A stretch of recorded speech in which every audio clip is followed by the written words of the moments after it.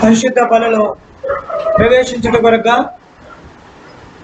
దైవ గ్రంథమైన బైబిల్లో నుండి కొన్ని ప్రాముఖ్యమైన హెచ్చరికలు తీసుకున్న వారమై ప్రభు బలను సమీపిస్తాం.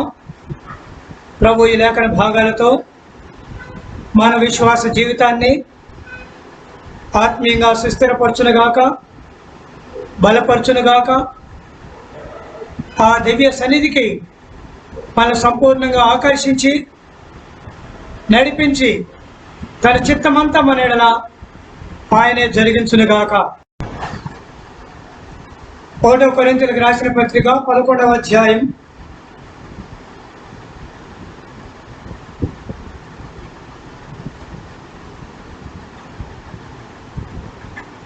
23వ వచనం నుండి ఉన్న లేఖన భాగాన్ని అదే కాలంలో మనం ముందుకు తీసుకొస్తాం. నేను మీకు అప్పగించిన దాన్ని ప్రభువులను పొందితిని. ప్రభువైన యేసు తాను అప్పగింపబడిన రాత్రి ఒక రొట్టెను ఎత్తుకొని కృతజ్ఞతాస్తుతులు చెల్లించి దాన్ని విరిచి, ఇది మీ కొరకైన నా శరీరము, నన్ను జ్ఞాపకం చేసుకున్నట్టుగా దీన్ని చేయడం చెప్పాను. ఆ ప్రకారమే భోజనమైన పెంపుదైన పాత్రను ఎత్తుకొని, ఈ పాత్ర నా రక్తములను కృత నిబంధన, మీరు దీన్ని త్రాగినప్పుడల్లా నన్ను జ్ఞాపకం చేసుకున్నట్టుగా దీన్ని చేయడని చెప్పాను. ప్రభువైన యేసుక్రీస్తు వారు శిష్యులకు గెసెమనే తోటలో ప్రార్థనకు వెళ్ళి సిలువకు అప్పగింపబడే ముందు రాత్రి ఏ యొక్క దర్శనము, క్రమము, నియమము, నిబంధన శిష్యులకు అప్పగించను, అదే నియమ నిబంధన అపోస్తులు కూడా చేస్తూ వచ్చినారు. మత్తయి సువార్త 26వ అధ్యాయము 26వ వచనం, వారు భోజనము చేయుచుండగా ఒక రొట్టె పట్టుకొని దాన్ని ఆశీర్వదించి విరిచి తన శిష్యులకు ఇచ్చి, మీరు తీసుకొని తినడి, ఇది నా శరీరం అని చెప్పాను. మరియు ఆయన గిన్నె పట్టుకొని కృతజ్ఞతాస్తుతులు చెల్లించి వారికి ఇచ్చి, దీనిని మీరందరూ త్రాగుడి, ఇది నా రక్తము, అనగా పాప క్షమాపణ నిమిత్తం అనేకుల కొరకు చిందింపబడుతున్న నిబంధన రక్తం. లూకాసు వార్త 22వ అధ్యాయంలో కూడా యేసుప్రభువు వారు ఈ నియమాన్ని ఇచ్చినప్పుడు ఇక్కడ మత్తయి సువార్త 26 ప్రకారం కానీ, 1 కొరింథీయులకు రాసిన 11:23 ప్రకారం కానీ ముందు రొట్టె కనపడుతుంది. అయితే లూకాసు వార్త 22వ అధ్యాయంలో 17వ వచనంలో రాయబడిన మాట ఏంటంటే, ఆయన గిన్నె ఎత్తుకొని కృతజ్ఞతాస్తుతులు చెల్లించి, మీరు దీన్ని తీసుకొని మీరే పంచుకొనడి, ఇక మీదట దేవుని రాజ్యం వచ్చే వరకు నేను ద్రాక్షరసము త్రాగనని మీతో చెప్తున్నాను చెప్పాను.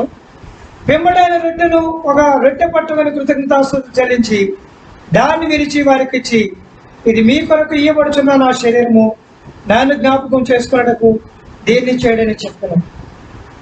కానీ ముందు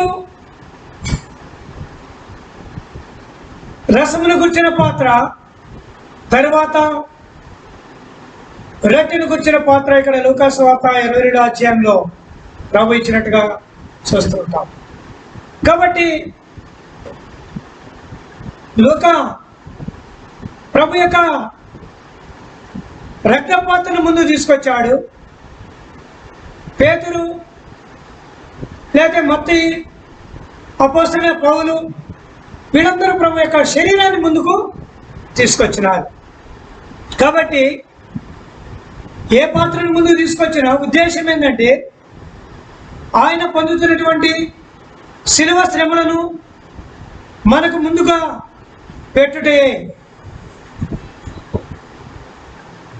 ఆయన తిరిగి లేపబడుతున్న పునరుద్ధానాన్ని మన ముందు కనపరచునే. అదే అపోస్తలు, ప్రవక్తలు లేకపోతే శిష్యులకు నేర్పింపబడిన, బోధింపబడిన ఆత్మీయమైన పాఠం, వారి ద్వారా మనకు నేర్పింపబడుతున్న ఆత్మీయమైన సంగతులు.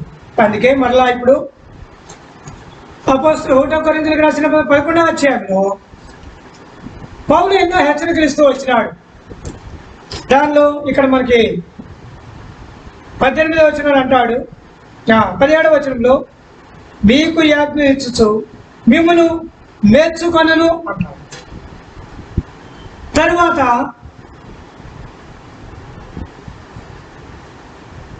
ఇక్కడ నేను మిమ్మల్ని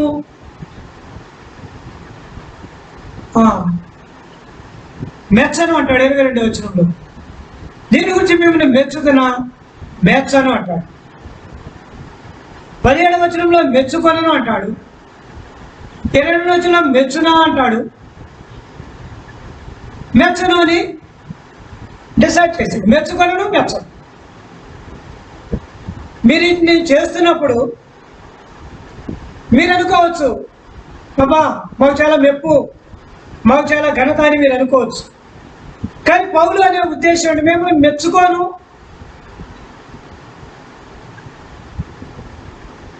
మెచ్చను అంటే ఏంటంటే మీరు ఇంకా పరిపూర్ణంగా సిద్ధపరచుకుంటేనే తప్ప.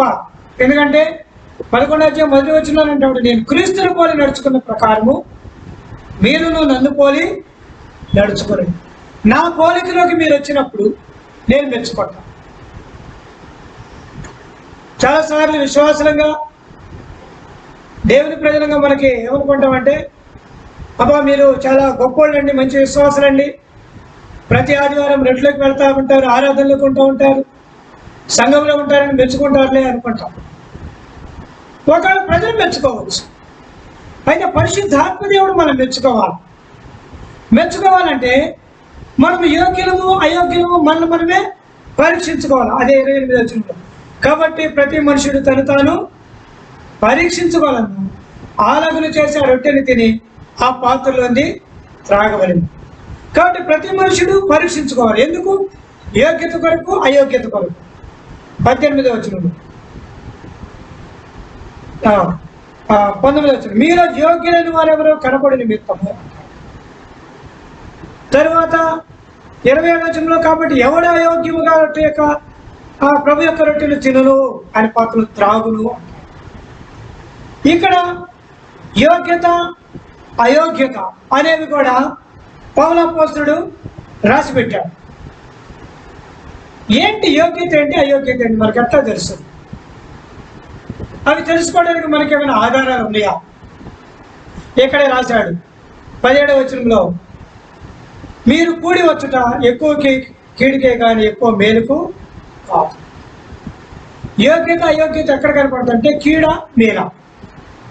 మనం కూడి వచ్చినప్పుడు మేలు కలిగించేవారమా కీడు కలిగించేవారమా? ఇది మొదటి ప్రశ్న. రెండవ ప్రశ్న ఏంటంటే 31వ వచనంలో, అయితే మనం విమర్శించుకుని తీర్పు తీర్పులోకి వస్తాం. 32వ వచనంలో మనము తీర్పు వల్ల లోకముతో మనకు శిక్షావిధిక ప్రభు చేత శిక్షింపబడుతున్నాం. అంటే ఇక్కడ ఏంటంటే ఒకటి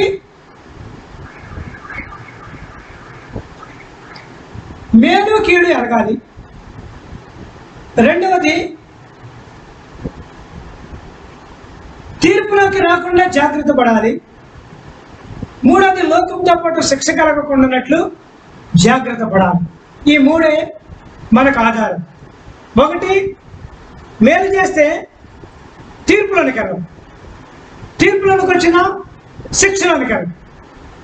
ఒకవేళ కీడు చేసామంటే కీడు వెనకాలే తీర్పు ఉంటుంది, తీర్పు వెనకాల శిక్ష ఉంటుంది. పౌలు నా పోలికలోకి మీరు రావాలంటే మీరు మేలు చేయండి, మీరు తీర్పులోనికి రావద్దు, మీరు శిక్షలోనికి రావద్దు. అలా మేలు కాకుండా నా సారూప్యతను కావాలనుకుంటే అనుకున్నప్పుడు మేలు చేయాల్సింది, లేదంటే కీడు చేస్తారు, తీర్పులోకి వెళ్తారు, శిక్ష పడతారు. ఈ భయంకరమైన హెచ్చరికలు ఎంత బలమైనవంటే అందుకే ఆయన శరీరం రక్తం మనల్ని పవిత్రపరచడానికి ప్రభు ఇచ్చినటువంటి. అయితే ఇప్పుడు కీడు శిక్ష మధ్యలో తీర్పు.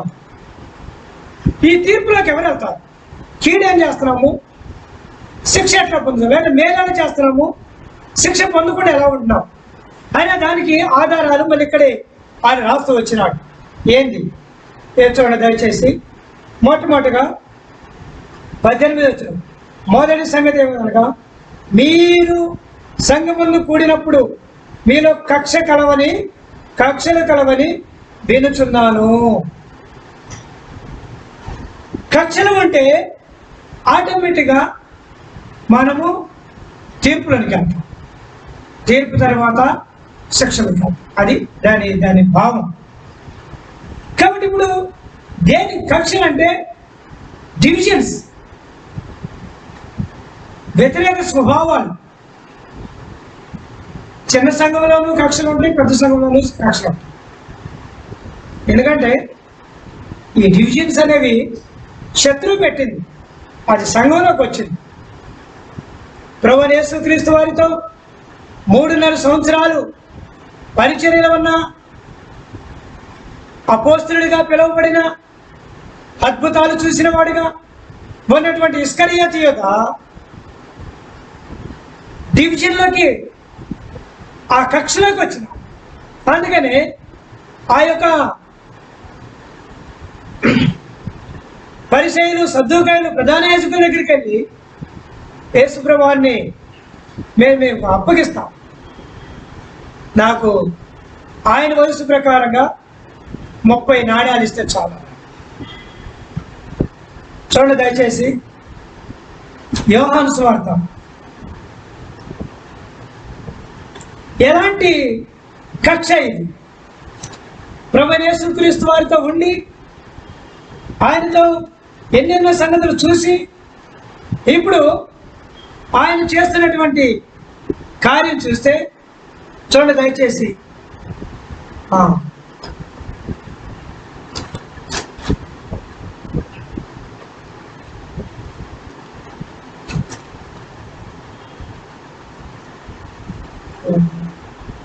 లూకాసు వార్తలోన 34.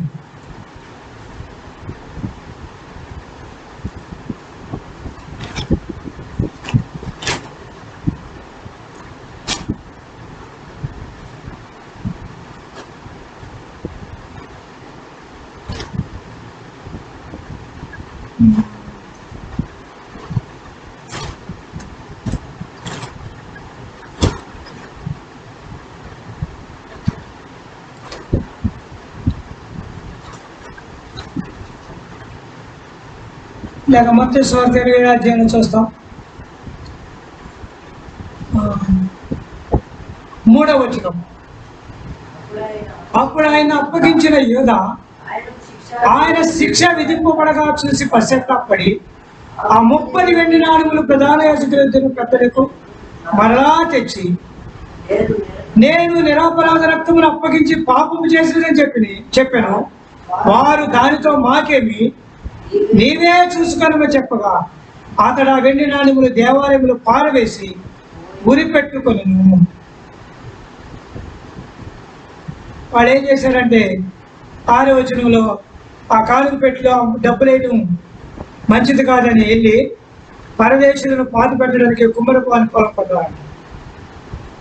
ఆ పొలం పేరు ఏంటంటే రక్తపు పొలం. ఎలాంటి డివిజన్ ఇది! నీతిమంతుడు, నిరపరాధి, ఆ యొక్క నిరాపరాధ రక్తమును అప్పగించి తెలియదా? యేసుప్రభువారు నిరాపరాధం తెలియదా? నీతిమంతుడని తెలియదా? పరిశుద్ధుడని తెలియదా? దేవాది దేవుడే లోకానికి పంపించిన దైవ కుమారుడనే తెలియదా? 3.5 సంవత్సరాలు తిరిగిన తర్వాత 30 వెండి నాణాలు, అంటే ఆయన వయసు 3.5 సంవత్సరాలైన పరిచర్య, ఆయన వయసు 30 సంవత్సరాలు కనుక 30 నాణ్యాలకు తీసుకొచ్చి, కాబట్టి ఎంత భయంకరమైంది స్నేహితుడా! అందుకని మీలో కక్షలు ఉన్నాయి. అంతేనా? అపోస్తలుడైన పేతురు, ఆయన కూడా 3.5 సంవత్సరాల ప్రభుత్వం ఉండి ఆయన ఎవరో నేను యేసుప్రభువారి దగ్గర అంటాడు, ప్రభు వీళ్ళందరూ వెళ్ళిపోయినా నేను మాత్రం నిన్ను విడిచిపెట్టను, నేను మాత్రం నేను మర్చిపోను అంటే ప్రభు అంటాడు, కోడి ఈ రాత్రి కూయకు మునిపే నీవు నన్ను ఎరగని ముమ్మారు చెబుతావు పేతురు. నీ సంగతి నాకు తెలియదా? నీలో కూడా డివిజన్.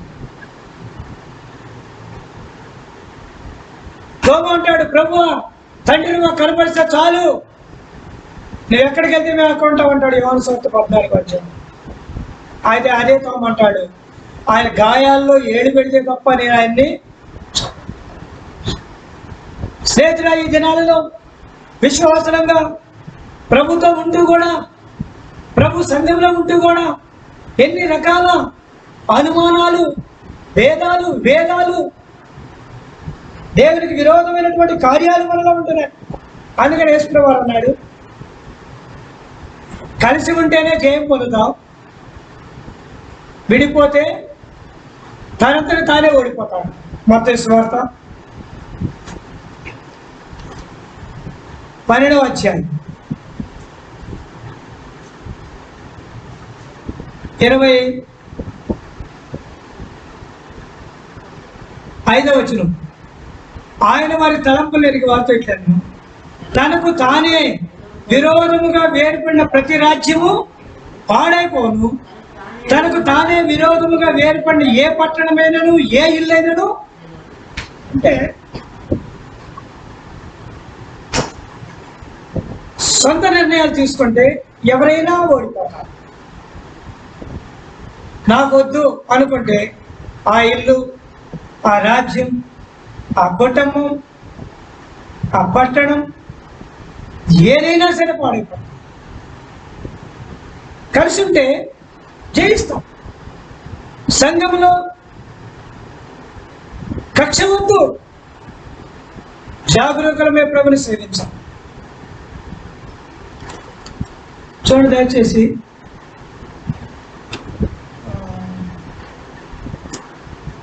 యోహాను సువార్త 10వ అధ్యాయము 16వ వచనంలో కూడా ప్రభు అంటాడు, ఆయన ఈ దొడ్డివి కానివి కలవు,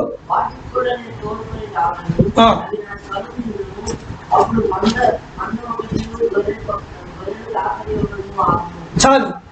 ఒకే ఒక కాపరిగా, ఒకే ఒక గొర్రెగా, ఒకే ఒక మందుగా ఉండాలి అనుకో. సంఘం అనేది వన్నెస్ లో ఉండాలని ప్రభు కోరుకుంటున్నాడు.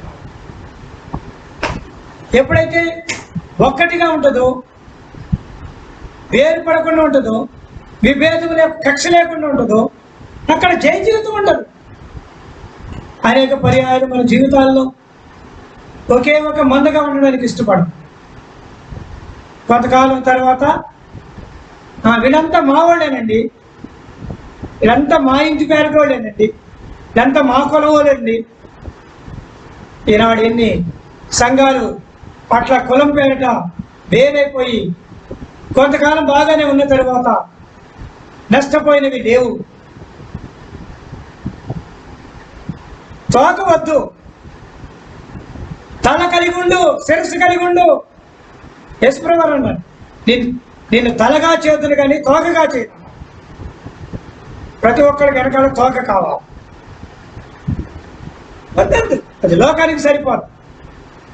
మారు మనసు పొందావు, మళ్ళీ వెనకాల ఎందుకు నీకు ఏదో ఒక తోక? దానివల్ల విభేదం వస్తుంది. చెప్పకుండానే నేను యేసుప్రభువుని నమ్ముకోక మునుపు కాలేజీలో నా ఫ్రెండ్స్ అనేవాళ్ళు నాకు సర్టిఫికేట్ ప్రకారం ఫ్రాన్సిస్ రామయ్య అని పెట్టారు. పెడితే నాకు సర్కిల్ ఉండేవాళ్ళు, బ్రాహ్మిన్స్ ఉండేవాళ్ళు, ఆంధ్రులు ఉండేవాళ్ళు, ముస్లిమ్స్ ఉండేవాళ్ళు. పైగా వీళ్ళందరూ కూడా ఏమనేవాళ్ళు అంటే సరదాగా, నీ పేరు షేక్ ఫ్రాన్సిస్ రామయ్య శాస్త్రి గౌడ్ నాయక్ అని పెట్టుకుంటే బాగుంటుంది అన్ని తగిలించేవాడు. నాకు అన్ని పేర్లు పెట్టేవాడు సరదాగా. అంటే వాళ్ళకి ఆ పేరుతోటి పిలుచుకోవడం ఇష్టం అన్నట్టు, అంటే నువ్వు మావోడివి అన్నట్టు.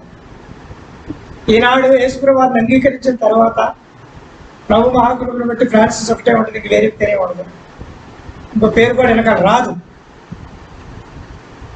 వద్దు, నువ్వు యేసుప్రభువుని నమ్ముకున్నావు, సంఘంలో చేర్చబడినావు, ఇంకా నీకు ఏ తోకలు వద్దు.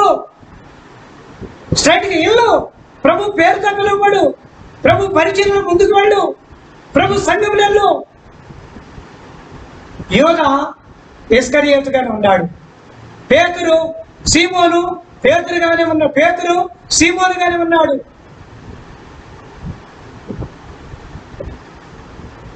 అందుకని వారికి అలాగనే వెంబడిస్తాం. తోమా, థామస్ ఆయన అనుమానస్తుడిగానే కొనసాగుతుంది. ఈనాడు సంఘంలో, సమాజంలో ఎంతకాలమైంది నువ్వు ప్రభులోకి వచ్చి, ఎంతకాలమైంది నువ్వు సంఘంలోకి వచ్చి, ఇంకా నీకు వెనకాలే ఆ పేరు అలాంటి నామకరణాలతో కొనసాగితే అదెంత దుర్లభం. దేవుడు సంతోషించడు సుమా. ఏదైతే దైవ నియమంలోకి నువ్వు వచ్చినావో దాన్ని కొనసాగించడానికి ఇష్టపడు. తద్వారా దేవుని యొక్క ఆశీర్వాదాలు నువ్వు పొందుతావనే సంగతిని జ్ఞాపకం చేయాల్సి. కాబట్టి ఏకత్వం అనేది అవసరం. ఏకముగా ఉంటే పట్టణం నిలుస్తుంది, ఏకముగా ఉంటే ఇల్లు నిలుస్తుంది, ఏకముగా ఉంటే సంఘం నిలుస్తుంది, ఏకముగా ఉంటే మన్ను బాగుంటుంది, కాపురు బాగుంటాడు, ప్రాణమిస్తాడు. యోహాను సువార్త 17వ అధ్యాయంలో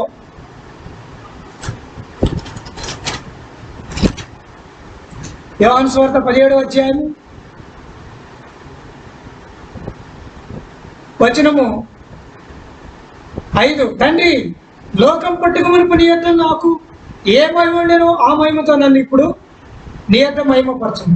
లోకము నుండి నీవు నాకు అనుగ్రహించిన మనుషులకు నీ నామమును ప్రత్యక్షపరచితిని, వారు నీ వారై ఉండేది, నీ వారిని నాకు అనుగ్రహించితివి, వారు నీ వాక్యములు గైకొని ఉన్నారు. 8వ వచనం, నీవు నాకు అనుగ్రహించినవన్నీ నీ వల్ల కలిగిన వారు ఇప్పుడు ఎరిగి ఉన్నారు. అంటే ఒకటిగా ఉండాలి, ఒకటిగా ఉండాలి.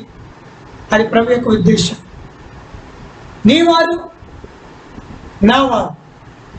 ఇక్కడ కానీ కొంచెం లోపలికి వెళ్తే చాలా విలువైన సంగతులు పరిశుద్ధాత్మ దేవుడి జ్ఞాపకం చేస్తాం. నీ వారు నా వారు. చూద్దాం ఆ మాట ఒకసారి. నిర్గమాకాండ పుస్తకం 8వ అధ్యాయం.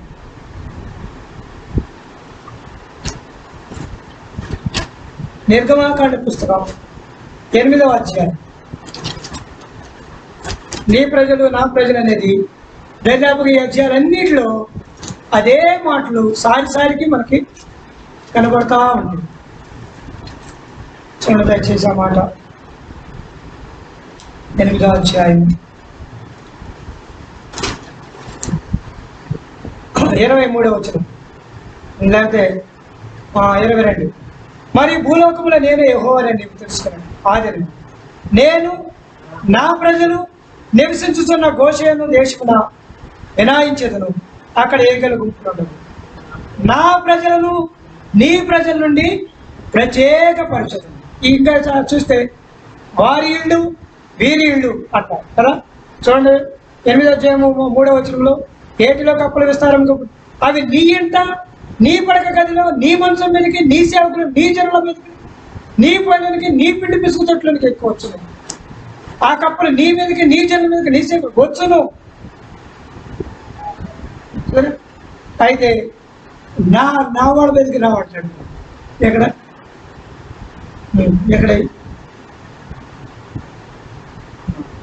అంతా కూడా చూస్తే నీ ప్రజలు నా ప్రజలు, నీ ఇళ్ళు నా ఇళ్ళు, నీ సేవకులు నా సేవకులు, నీ ప్రజల నుండి నా ప్రజలు వేర్పరచు. ఇది దేవుని యొక్క పరిపూర్ణమైన ఉద్దేశం. ఇది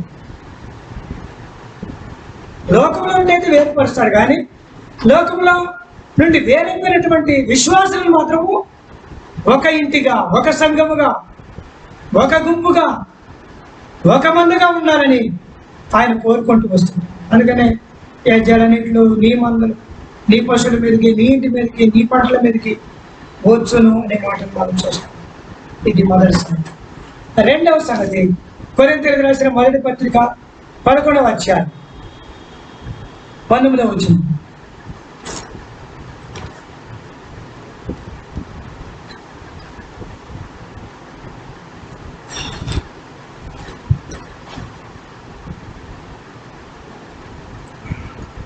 మీరు యోగ్యులైన వారు ఎవరో కనబడినట్లు మీలో భిన్నాభిప్రాయములు ఉండక తప్పదు.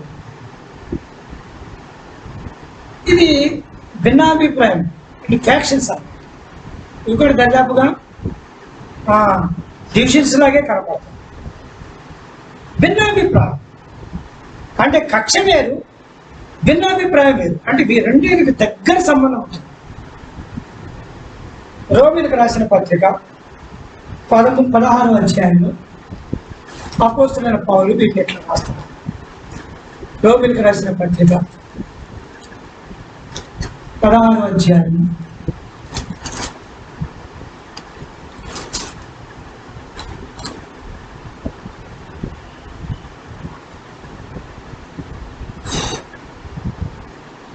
వచనము 17. సహోదరులారా, మీరు నేర్చుకున్న బోధకు వ్యతిరేకంగా భేదములను ఆటంకములు కలుగు వారిని కనిపెట్టి ఉంటాడని మిమ్మను బతిమాలుకొనుచున్నాను. వారిలో నుండి తొలగిపోవుడి. వ్యతిరేకమైనటువంటి బోధకు వ్యతిరేకమైనటువంటి భేదాలు, ఆటంకాలు ఏం చేస్తారంటే వారు 18. అటు వారు మన ప్రభువైన క్రీస్తు కాక తమ కడుపునకే దాసులు, వారి ఇంపైన మాటల వలన ఇచ్చకముల వలన నిష్కపటులను మనసులను మోసపుచ్చుదురు. సమాజంలో ఉంటే కొంతకాలం తర్వాత ఏమొస్తుందంటే ఇంపైన మాటలు, ఇచ్చకం మాటలు,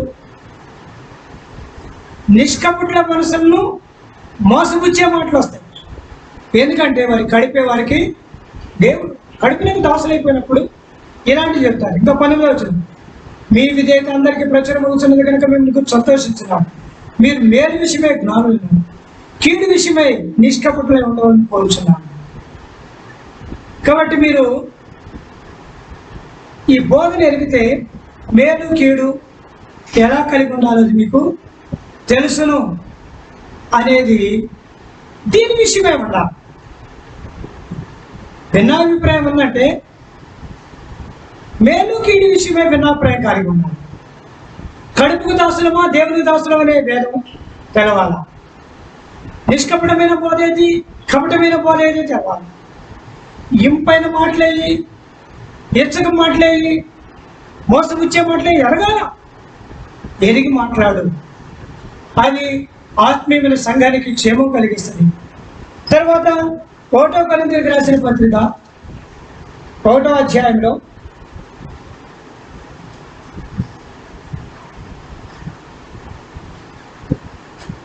10 వచనంలో, సహోదరులారా, మీరందరూ ఏకభావంతో మాట్లాడవలనని, మీలో కక్షను లేక ఏక మనసుతో ఏకతాత్పర్యంతో మీరు సన్నద్ధులై ఉండవాలని ప్రభువైన యేసుక్రీస్తుకి వివరించాను. సహోదరులారా, మీలో కలహములు కలవని మిమ్మల్ని కూర్చి క్లోయ ఇంటి వారి వల్ల తెలుసుకున్నాను, తిరిగి వచ్చాను. మీలో ఒకడు నేను పౌలు వాడను, ఒకడు నేను అపోల్లో వాడను, మరి ఒకడు కేఫా వాడను, ఇంకొకడు క్రీస్తు వాడని చెప్పుకుంటున్నానని నా తాత్పర్యం. 3వ అధ్యాయం 3వ వచనం, మీరు అసూయ కలములు ఉండగా మీరు శరీర సంబంధులై మనుషుల రీతిగా నడుచుకుంటున్న వారు కాదా? ఒకడు నేను పౌలు వాడను, మరి ఒకటి నేను అపోల్లో వాడని చెప్పుకున్నప్పుడు మీరు ప్రకృతి సంబంధమైన మనుషులు కారా? అపోల్లో ఎవడు, పౌలు ఎవడు? పరిచారకులే కదా. ఒక్కొక్కరికి ప్రభువుని గ్రహించిన ప్రకారం వారి ద్వారా మీరు విశ్వసించిదిరి. నేను నాటిదిని, అపోల్లో నీరు పోసెను, వృద్ధి కలిగించేవాడు. అంటే పరిచర్య విషయమై మీకు భిన్నాభిప్రాయాలు తెలుసుకోండి. అప్పుడు యోగ్యులు ఎవరు, అయోగ్యులు ఎవరు. అంతేగాని నేను అపోల్లో వాడను, నేను పౌలు వాడను, నేను కేఫా వాడను, నేను క్రీస్తు వాడను అనుకుంటే వాళ్ళెవ్వరు కానీ వాళ్ళందరూ పరిచారకులే. వాళ్ళందరూ పరిచర్యలో నుండి నీవు ఆత్మీయమైన సత్యం నేర్చుకోవచ్చు. నువ్వు వన్ సైడ్ అయిపోయింటే, అందుకని ఏకతాత్పర్యం, ఏకభావం, ఏకమనస్సు కలిగి ఉండాలంటే ఒక్కొక్కళ్ళ నుండి విలువైన సంగతులు తెలుసుకో. తప్పులే. నువ్వు వన్ సైడ్ అయ్యావంటే నీకేం దొరకదు. అప్పుడు నువ్వేమవుతావు? శరీర ఇక్కడ ఏమన్నాడు? ప్రకృతి సంబంధమైన మనుషుడు అయిపోతావు. ప్రకృతి సంబంధమైన మనుషుడు ఆత్మ సంబంధమైన సంగతులు ఏమాత్రం వాడికి ఎక్కదు. కారణం ఏంటంటే ఇమిటేషన్ నేర్చుకుంటాడు. నేను ఈలాగే బోధ చేయాలి. నేను ఈ మధ్య యూట్యూబ్లో చూస్తూ ఉన్నాను, ఒక్కొక్కరు ఒక ఇమిటేషన్. ఎందుకని? నీ లాంగ్వేజ్ నీకు లేదా? నీ బోధ నీకు లేదా? దైవసేవకులు పెద్దోళ్ళు పెట్టాడు, మంచిదే, తప్పులే. వాళ్ళు చూసి నేర్చుకో, అది నీ జీవితాన్ని అన్వయించుకో. వాళ్ళకి లాగా చెప్పాలని ప్రయత్నం చేస్తే ఆత్మీయంగా నువ్వు నష్టపోతావు, నీ బోధ నీకు రాదు. ఈనాడంతా ఇమిటేషన్ కావాలి. సినిమా యాక్టర్లు చూసాం, లోకస్తులు డ్రెస్ లాంగ్వేజ్ ఇమిటేట్ చేస్తుంటే ఈ దైవత్వం కలిగినటువంటి సంఘాల్లో పెరుగుతూ కూడా ఆయనకి లాగా బోధ చేయాలి, ఈయనకి లాగా డ్రెస్, వీళ్ళలాగా మాట. నువ్వు ప్రకృతి సంబంధమైన మనుషులు అయిపోతావు. విన్నాప్రేమ ఉండాలి, కానీ ఆత్మీయమైన సంగతులు జుర్రుకోవడానికి ఉండాలి. నీ ప్యాటర్న్లో నువ్వు వెళ్ళు, దైవ దర్శనంలో వెళ్ళు, దైవవాక్యంలో వెళ్ళు. నేను పౌలు వాడను, నేను అపోలో వాడను, నేను కేపవాడిని అనొద్దు. ఈనాడు చాలా మంది హెబ్రోన్లో ఉంటూ కూడా హెబ్రోను సేవకులు ఇమిడియేట్ చేయాలి. ఎంత ఘోరం ఇది! వద్దు వద్దు. ప్రభు రాబోతున్నాడు, ప్రభు శీఘ్రంగా రాబోతున్నాడు. దైవ దర్శనానికి అవిధేయంగా లేకుండా ఉంటే చాలు. అగ్రప రాజా, ఆకాశం నుండి కలిగిన దర్శనమునగా నేను అవిధేయులను కాను అని చెప్పే ఆ విలువలోనికి వెళ్ళు, అది నిన్ను మెచ్చుకుంటుంది, అది నిన్ను ఆత్మీయంగా స్థిరపరిచేదిగా ఉంటుందని సైతం జ్ఞాపకం చేయాలి. ఇది రెండవది. మొట్టమొదటి కక్షలు, రెండవది భిన్నాభిప్రాయాలు, మూడవది రండి 1 కొరింథీ 11వ అధ్యాయము 21వ వచనం. ఏలయనగా మీరు ఆ భోజనం చేయు, ఒకటి కంటే ఒకడు ముందుగా తన మట్టుకు తాను భోజనం చేస్తున్నాడు. ఇందువల్ల ఒకడు ఆకలి కొలను, మరి ఒకడు మత్తవును. సో ఇదేంటంటే ముందు అంటే ఫస్ట్ ప్లేస్ కొరకు, ఘనత కొరకు. రొట్టె ప్రభు వల్ల పనిచేటప్పుడు మనలో చాలా మంది కనపడకపోవచ్చు, అతన్ని కొంచెం దాటి అవతలకి వెళ్ళిపోవచ్చు. దానిని ఏ వ్యక్తి ప్రార్థనలో చేస్తాడు, సంఘ ప్రార్థనలోకి వచ్చినప్పుడు ఇప్పుడు చేస్తాడు. ప్రభు కొంతమంది ముఖాలు చూసి రొట్టెస్తున్నారయ్యా, నీ పొరపాటు ఏమో నీకు కనబడదు. రొట్టె పంచడం దాటిపోయిన పడితే తప్పు. దాన్ని నువ్వు సంఘ ప్రార్థన అందరికీ నెట్టు చేయాలి. ఎంత దౌర్భాగ్యపు స్థితి! ముందుగా భోజనం చేస్తే ఒకడు ఆకలి కొంటాడు, ఒకడేమో మత్తుడు అవుతాడు. అంటే సంగతి ఏంటంటే అన్ని ప్లేసులు నాకే కావాలి. ఫుల్పిట్ మీద నేనే ఉండాలా, పాటలు నేనే పాడాలా, బోధ నేనే చేయాలా, ట్రాన్స్లేషన్ నేనే చేయాలా, సువార్త కొడుకులకి నేనే వెళ్ళాలా, సువార్త టీముని నేనే అలర్ట్ చేయాలా, వ్యాన్ ముందు నేనే కూర్చోవాలా, అప్ప కరపత్రికలన్నీ కూడా నేనే కేటాయించి ఇవ్వాలా. ఇది మత్తు. ఇంకోటే ఆకలి, అన్నా నాకు కొంచెం ఇస్తే బాగుండు, అన్నా నాకు కొంచెం ఇస్తే బాగుండు, ఈ పరిచయం ఇస్తే బాగుండు, సరే డ్రైవింగ్ ఇస్తే బాగుండు, ఒకసారి సాక్ష్యానికి ఇస్తే. వీడేమో ఆకలి, నీకేమో మత్తు. ప్రభు బలలో ప్రవేశిస్తున్న వారికి అపోస్తలుడైన పౌలు రొట్టె ద్వారా చేయబడుతున్నటువంటి ఆత్మీయ హెచ్చరికది. ఎంతమంది జీవితాల్లో మత్తుగా ఉన్నారు ఇప్పుడు. అన్ని స్థానాల్లో నేనే కనపడాలి. వద్దు వద్దు, పంచిపెట్టు. తిమోతితో అన్నాడు అపోస్తలుడు పౌలు. తిమోతికి రాసిన మొదటి పత్రిక 2వ అధ్యాయం 2వ వచనం. నీవు అనేక సాక్షుల ఎదుట నా వల్ల విని సంగతులకు ఇతరులకు బోధించుటకు సామర్థ్యము గల నమ్మకమైన మనుషులకు అప్పగింపు. ఏమి అప్పగించడానికి నీకేంటి బాధ? దేవుడిని హెచ్చించాడు, మంచిదే. దేవుడిని ఆశీర్వదించాడు, మంచిదే. ముందు స్థానం కావాలని కోరుకుంటాడు. సంఘంలోనేమో సంఘ పెద్ద అంటాడు, బయటికి వెళ్తేనేమో సేవకున్నట్టు కొంతమంది ఇట్లా అనిపించుకుంటారు. ఇది ఎంత దరిద్రమో చూడు. నువ్వు పరిచర్యకి వెళ్ళావు, పరిచారకుడిగా పిలువబడు. ఒక దైవవర్తమానికి మా దగ్గరికి వచ్చాడు అని చెప్పుకోవాలి. అక్కడికి వెళ్తేనేమో అందరికేమో సంఘ సేవకులాగా చెప్పుకుంటాం, ఇక్కడేమో సంఘ పెద్దలు, ఇంకా పెద్దవాళ్ళ దగ్గరికి వెళ్ళినప్పుడేమో పరిచారకులు. ఇన్ని పేర్లు నీకే.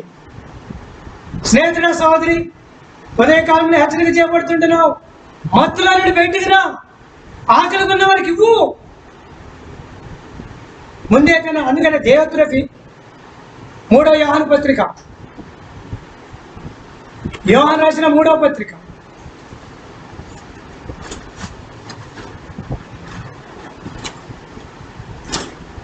9వ వచనం, నేను సంఘములకు ఒక సంగతి రాసింది, అయితే వారిలో ప్రధానత్వం కోరుచున్న దియోత్రెఫే మమ్మలను అంగీకరించట్లేదు. వాడు మమ్మల్ని గురించి చెడ్డ మాటలు వదలచ్చు, అది చాలనట్టుగా సహోదరులను తానే చేర్చుకునక వారిని చేర్చుకున్న మనసు గల వారిని కూడా ఆటంకపరచు సంఘంలో నుండి వారిని వెలివేస్తున్నాడు. అందుచేత నేను వచ్చినప్పుడు వాడు చేర్చున్న క్రియలను జ్ఞాపకం చేసుకుంటున్నాను. దియోత్రెఫే గురించి రాస్తూ ఎలాంటి వాడంటే చెడ్డ మాటలు గురించి వాడు చేర్చుకోడు, చేర్చుకునే వాళ్ళని కూడా చేర్చుకోలేకుండా ఆటంకపరుస్తాడు. సంఘంలో నుండి వాళ్ళు వెలివేస్తారు. అంటే ఈ స్థానం పోకుండా ఉండడం కోసం. బ్రదర్ మీరు మొన్న వచ్చింది, క్రొత్తగా వచ్చారు, వద్దు మీకన్నా మీరు కూర్చోండి బ్రదర్, మేమున్నాం. అక్కడ క్రొత్తగా వస్తే అక్కడ పరిచయం చేయడానికి దేవుని బిడ్డలకు ఆధారక్షింపబడలేదా? ఆ ఊళ్ళో ఉంటేనే స్థానమా? యేసుప్రభువు వారు మీరు సర్వలోకమునికి వెళ్ళి సర్వ సృష్టికి సువార్త ప్రకటించమని దేవుడు చెబితే, ఈనాడు ఈ ఊరు నీది, ఈ సంఘం నీది. వచ్చినాడేమో కొత్త, వాడేమో మాట్లాడకూడదు. వాడు అంతకుముందు రక్షింపబడి వేరే స్థలం నుండి వచ్చాడుగా, వాడు కొంతకాలం విశ్వాసేగా. ఈ ఊరు నీదా? ఈనాడు ఎంతోమంది సేవకుల్ని, బ్రదర్ మీరేం చేయాలి బ్రదర్, మొత్తం మాదే, నీదే అయితే సంఘానికి కాపురెందుకు? ఈనాడు ఎంతోమంది విశ్వాసులు ఈ విధంగా దియోత్రెఫేలాగా తయారైపోయిన వాళ్ళు ఉన్నారు. సంఘం మాది, బ్రదర్ మీరు అట్లే ఉండండి, మీరు మాట్లాడుతూ ఆఫరింగ్ బాక్స్ దగ్గర కూడా రావద్దు, జాగ్రత్త, ప్రభు రాబోతున్నాడు. ఇది ఒక ప్రాముఖ్యమైన హెచ్చరికది, క్రైస్తవ జీవితానికి అవసరమైనటువంటి ఆత్మీయమైన హెచ్చరికది. అన్ని స్థానాలు కోరుకోవద్దు, పంచిపెట్టు వాడు శుద్ధ హృదయంతో పంచిపెట్టాలి, దాచుకోకుండా పంచిపెట్టు. ప్రభు రాబోతున్న కడవరి దినాలలో ఈనాడు విశ్వాసంగా చేరి వస్తుంటున్నాం. అందుకనే ఇది ప్రధానత్వం కోరుకునేది, ఆశ తీరా, ఆకలి తీరా, మొదటి స్థానాన్ని కోరుకునేది. దీనివల్ల నీవు అయోగ్యుడు అవుతావు, జాగ్రత్త. మొట్టమొదటిగా పరిశుద్ధ దేవుడు జ్ఞాపకం చేసిన కక్ష ఉంటే నీవు అయోగ్యుడివి. భిన్నాభిప్రాయాన్ని కల్పిస్తే బోధ విషయమై నీవు అయోగ్యుడివి. ప్రధానత్వాన్ని కోరుకుంటే నీవు అయోగ్యుడివి. 4వది చివరిది జ్ఞాపకం చేయబడుతున్నాను. రండి, 1 కొరింథీయులకు రాసిన పత్రిక 11వ అధ్యాయం 22వ వచనం. అన్నపానములు పుచ్చుకొనుటకు మీకేంటి లేవా? దేవుని సంఘమును తిరస్కరించి పేదలు సిగ్గుపరుచుదురయ్యి మీతో ఏమి చెప్పుదును? దీని గురించి మిమ్మల్ని మెచ్చుదునా? మెచ్చను. దేవుని సంఘమును తిరస్కరించుట, పేదలను సిగ్గుపరచుట, ఇది చాలా ప్రాముఖ్యమైనటువంటి ప్రశస్తమైనటువంటి పరీక్షా కాలం. 1వ తెస్సలోనికీయులకు రాసిన పత్రిక 4వ అధ్యాయం 8వ వచనం. 1వ తెస్సలోనికీయులకు రాసిన పత్రిక.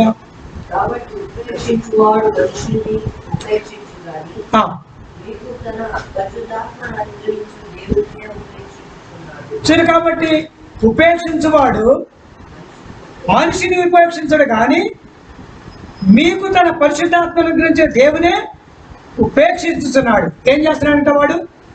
ఏం చేస్తున్నాడు చూడ దయచేసి. రాయబడిన మాట 6వ వచనం, లేకపోతే సరే 6వ వచనంలో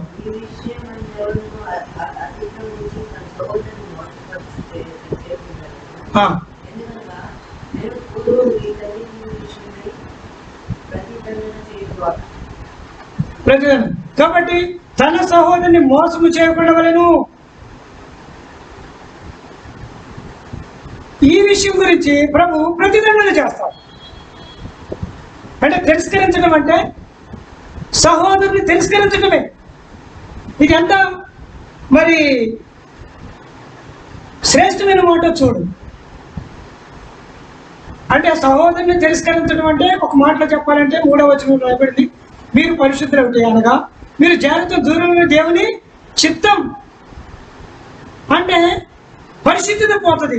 ఒక మాటలో చెప్పాలంటే జారుడుగా అయిపోయినంత బాధ. అది తిరస్కారం అనేది అంత పెద్ద శాపగ్రస్తమైనటువంటి మాట. లేవియాకాండం 26వ అధ్యాయము, లేవియాకాండ పుస్తకం 26వ అధ్యాయం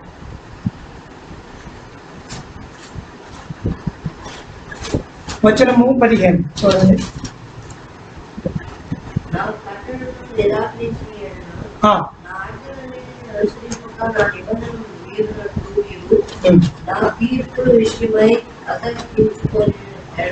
అసహించుకునే ఎడలను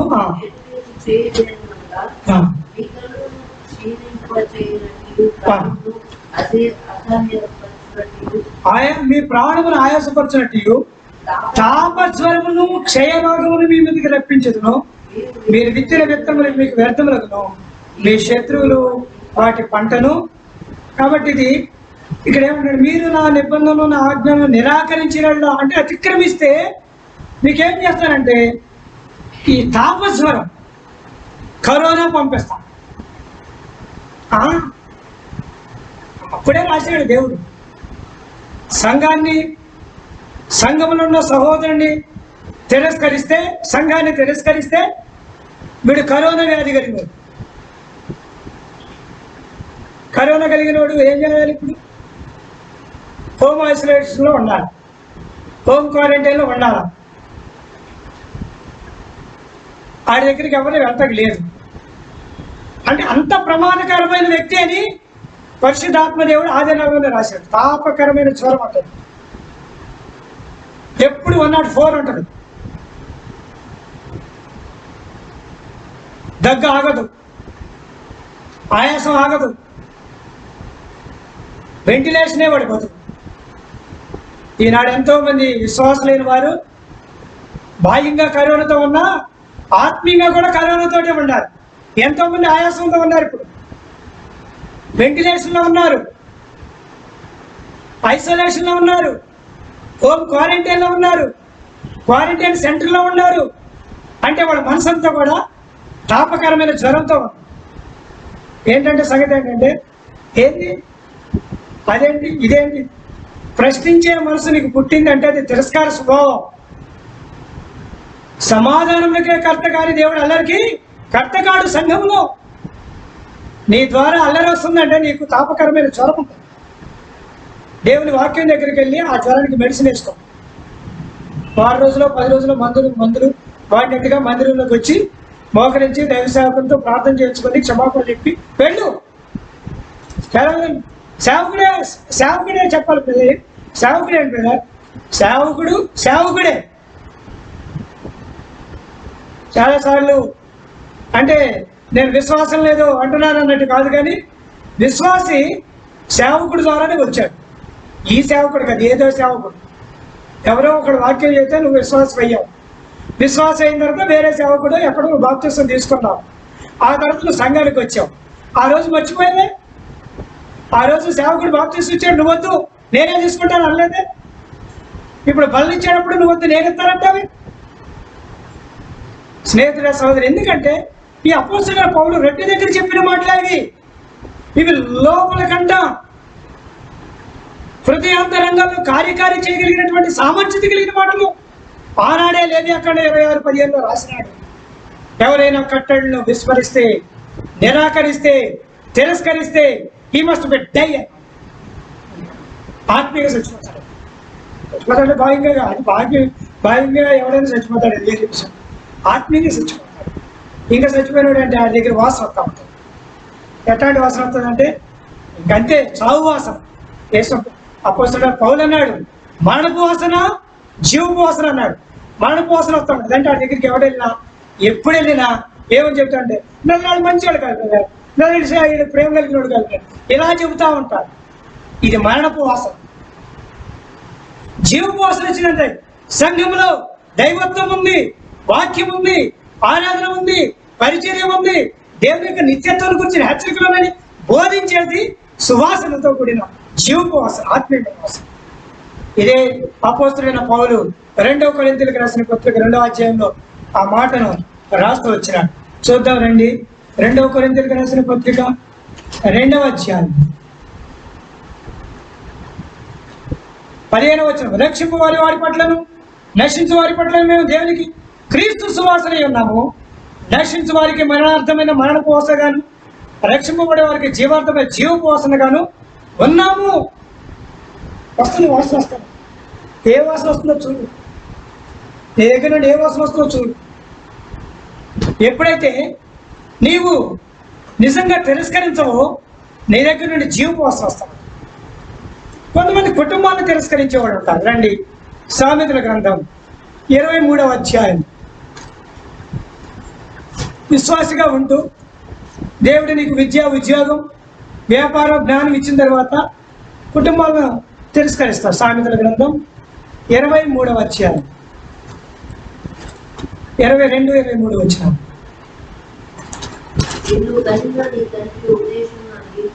నిన్ను కనినా నీ తండ్రి ఉపదేశం అంగీకరించుము, నీ తల్లి ముదిమియంగా నిర్లక్ష్యం చేయకము, సాక్ష్యమును వివేక దాన్ని కొని ఉంచుకొనుము, జ్ఞానమును ఉపదేశమును వివేకమును కొని ఉంచుకొనుము. తండ్రిని తల్లిని అంగీకరించడం అంటే సత్యమును, జ్ఞానమును, ఉపదేశమును, వివేకమును కొని ఉంచుకోవటమే. తల్లి ఉపదేశమైనా తండ్రినైనా నిర్లక్ష్యం చేసావంటే నీకేం పోతుందో తెలుసా? జ్ఞానం పోతుంది, జ్ఞానశీలుడు అవుతావు, ఉపదేశం పోతుంది, వివేకం కూడా పోతుంది. ఇప్పుడు ఏమవుతుంది నీ పరిస్థితి ఏంటి? జ్ఞానం లేనోడు ఏమవుతాడు? అజ్ఞాని. అజ్ఞాని లేనోడు దేశదిమ్మరు అవుతాడు. అందుకే మంచి మాటలే వస్తాయి. ఇంగ్లీష్ ధారాళంగా మాట్లాడతారు, హిందీ బాగా మాట్లాడతారు, జ్ఞానవంతమైన మాటలు మాట్లాడతారు. కానీ వాడి బ్రతుకులో శాంతి అంటే అనుభవించినటువంటి జ్ఞానం, పొందినటువంటి సత్యం, అనుభవించినటువంటి దయ, వివేకం, వీటన్నింటిని ఉపయోగించడం తనకి తెలియదు. ఏం కారణం? తల్లిదండ్రులు తిరస్కరించాడు. ఈ జ్ఞానం వచ్చింది, తెలివి వచ్చింది, వివేకం వచ్చింది తండ్రి దగ్గర నుండి, తల్లి దగ్గర నుండే. ముదిమి వచ్చిన వాళ్ళు ముసలాళ్ళు అయిపోయారు కదా. కాబట్టి సంఘంలో పెద్దలైన వారిని, యవనస్తులైన వారు అలాగున తిరస్కరించకుండా ఉండుట క్షేమమునే సంగతిని ఉదయకాలంలో జ్ఞాపకం చేయబడుతూ వస్తుంటున్నాం. వారి ప్రార్థన, వారి పరిచర్య, వారి విశ్వాసం, వారి సమర్పణే మిమ్మల్ని యవన కాలంలోకి తీసుకొచ్చింది. అది మర్చిపోకూడదు. వాడు తిరస్కరించామంటే నీ జ్ఞానం బయటికి పోతాం. పోయిన తర్వాత దేవుడి వాక్యంలో ఉంది, నీ వాక్యాన్ని గైకొనడం వల్ల జ్ఞానుల వృద్ధుల జ్ఞానం కంటే మించిన జ్ఞానం దొరుకుతుంది. కాబట్టి ఇది జ్ఞాపకం చేసుకో. తిరస్కారం వద్దు, సంఘంలో తిరస్కారం వద్దు, బోధన తిరస్కరించవద్దు, పరిచర్యను తిరస్కరించవద్దు, సహవాసమును తిరస్కరించవద్దు, తల్లిదండ్రులను తిరస్కరించవద్దు. ఈ సత్యానుభవాన్ని మనం ఎరిగినట్లయితే, దేవుని కట్టలను తిరస్కరించుకోవాలి ఉంటే మనం ఎంతో ధన్యులుగా చేయబడతా ఉంటాం. అందుకనే అపోస్తలుడైన పౌలు అంటాడు, మీరు అయోగ్యులు ఎవరో చూసుకోండి, యోగ్యులు ఎవరో చూసుకోండి. ప్రభు రాబోతున్నాడు, ఈ సత్యాన్ని మనం ఎరుగుదాం. ప్రభు రాకడ కొరకై మనం నిందారహితంగా జీవిద్దాం. ప్రభువా, ఇదిగో నీ గిన్నె దగ్గరికి నేను వస్తున్నా, ప్రభువా నీ రొట్టె దగ్గరికి నేను వస్తున్నా, ప్రభువా నీ కట్టెల దగ్గరికి నేను వస్తున్నా, నీ వాక్యం దగ్గరికి వస్తాను, నీ సంఘం దగ్గరికి వస్తాను, నీ మాట దగ్గరికి వస్తున్నా, నీ పరిచయ దగ్గరికి వస్తాను, నీ బోధ దగ్గరికి వస్తాను. నాకేం ప్రధానత్వం వద్దు, నేను మొత్తుడిగా ఉండలేను, ఆకలి కొనమంటాడానికి నాకు నమ్మకమైన మనిషిగా నన్ను చెయ్యి, నమ్మకమైన సాక్షిగా నన్ను చెయ్యి, నీ చిత్తాన్ని చేసే వ్యక్తిగా నన్ను చెయ్యి, నీ రాకడ కొరకు నిరీక్షించే పనులు తప్పిపోయి నన్ను క్షమించి పరిశుద్ధపరచు. నిందారైతునిగా చేయమని అడుగు, నిత్యరాజ్యంలో పాల్గొంటుంది. ఒకవేళ ఇది నాకు కాదులే, ఇది నాకు సంబంధించింది కాదులే, ఆయన ఎవరి గురించి చెబుతున్నాడు అనుకుంటే ఒకనొక రోజున క్రీస్తు న్యాయపేట మీదట నీకు ప్రత్యక్షం కావాల్సి వస్తుంది.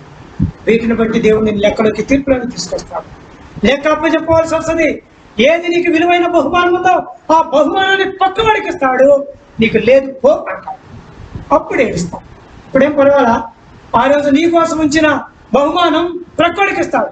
మనం వెరుగుదము ఎస్తేరు గ్రంథంలో మర్దుకాయకి మరి నిజంగా ఉరికొయ్యను తయారు చేసినాడు హామాను. ఇంటి ముందు ఎత్తైనటువంటి ఉరికొయ్యను తయారు చేసి అంతా సిద్ధం చేశాడు. అనుకోలా, తాను ఊహించింది ఏంటంటే రాజు కనపరిచే వ్యక్తి ఎలాగనే ఉంటాడు, గుర్రం మీద ఊరేగింపబడతాడు, ఎంతో జయజయలు పలుకుతారు, ఇక నాకు కాక ఇంకెవరికి పడుతుంది అనుకున్నాడు హామాను. కానీ పరిస్థితి తారుమారైంది. చివరి గడియల్లో పరిస్థితి తారుమారయ్యి ఆ గుర్రం మీద, ఆ రథాశం మీద, ఆ జయజయలతో ఆ బంగారు ఉంగరాన్ని తొడిగించి మొర్దెకాయని ఊరేగించమంటే ఏం చేయాలో దిక్కు తోచగా హామాను వచ్చి తన ఇంటి ముందు తీసుకున్నటువంటి ఆ ఉరికొయ్యి మీద తానే వేలాడేకుంటాడు. ఈ మధ్యాహ్నం వేళ జ్ఞాపకం చేపడుతూ వస్తుంటాడు. నువ్వు అనుకోవచ్చు నాకేలే కాదు కాదు, చిట్ట చివరి గడియల్లో నీ ప్రక్కవాడికి ఇస్తాడేమో జాగ్రత్త. ఆ విలువైనటువంటి ఆ ఘనత బహుమానం పోగొట్టుకుంటామేమో జాగ్రత్త. పోగొట్టుకోక మునిపే జాగరూకుడమే క్షమాపణ కోరుకుంటాను. ప్రభువా నీ బల దగ్గరికి వస్తున్నాం. నేనే తిరస్కారానికి, నేను ఏ విభేదానికి, ఏ ప్రధానత్వానికి, ఏ కక్షకు నా జీవితంలో తావివ్వను. నీకు మాత్రమే తావిస్తా, నీకు సాక్షిగా ఉంటానని చెప్పు. ప్రభు ఖచ్చితంగా నేను ఆశీర్వదిస్తాడు. నిత్యత్వంలో నీ కొరకు సిద్ధపరిచిన బహుమానాన్ని ఏ మాత్రము తక్కువ చేపడిస్తాడు. తద్వారా ఆయన కుమారునిగా, కుమార్తెగా, ఆయన స్వాస్థ్యముగా, సంఘముగా, పరిశుద్ధినిగా, నిర్దోషిగా ఆయన ఎదుటి నిలబడతావు. మేలైనటువంటి సంతోషాన్ని రుచిస్తావు. యుగయుగాలు ఆనందిస్తావు. అట్లాగా పరీక్షింపబడిన వారమై ప్రభు బలను ప్రవేశిద్దాం. ప్రభు మనకు సహాయపడు. ఆమేన్.